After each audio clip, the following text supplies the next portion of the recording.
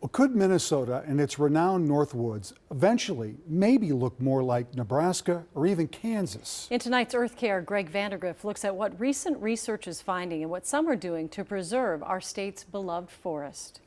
Oh, it turned out to be very nice. Northern Minnesota's Timbuktu Marina appropriately sits at road's end. But this Lake Vermilion launch is really a beloved port of entry. We love the Boreal Forest. A gateway to Minnesota's iconic Boreal Forest that grabbed Doug Wallace decades ago. It's the purity of the waters, number one. The mixture of the trees. His friend Lee Freilich shares the boreal passion. My favorite is black spruce. That's a true boreal. It goes almost all the way to the Arctic Ocean.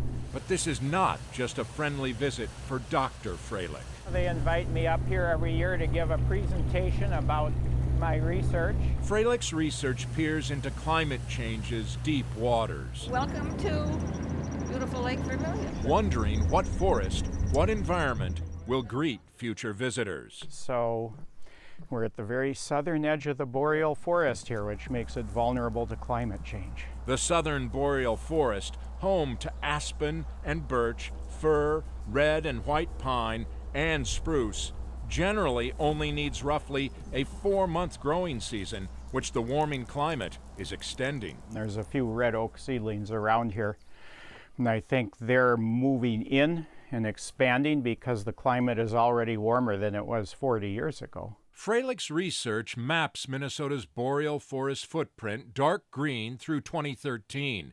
It also projects 6 possible 2070 scenarios, from the least change, which shows a mixed forest that includes boreal species in northeast Minnesota, to the greatest, which shows prairie in red throughout much of Minnesota and only a broadleaf forest in yellow to the northeast. That would be maple and oak in Cook County.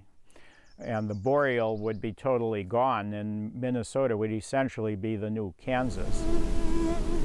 Freilich says maintaining Minnesota's iconic cool requires eliminating fossil fuels in 2 decades.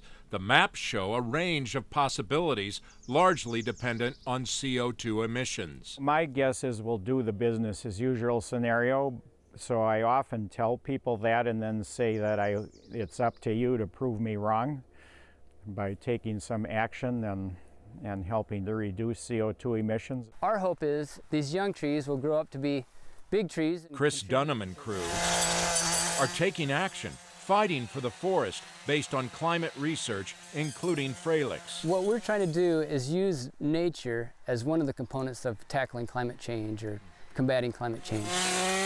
Deep in the woods east of Lake Vermilion, the Nature Conservancy clears brush around planted or natural white pines this mid-July day. Dunham says white pines can handle warmer, drier weather.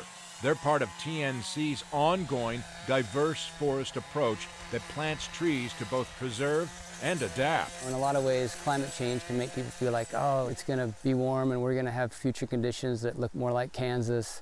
And that might play out that way, but there's still hope.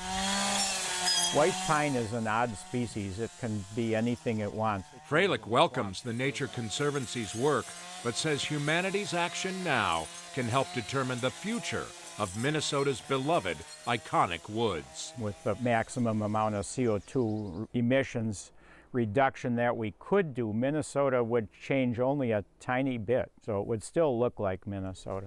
In Minnesota's Northwoods, Greg Vandergrift for the KARE 11 News Extra. Freilich says the longer growing season up north poses another threat with increased chances of big fires, just like we've seen farther north in Canada.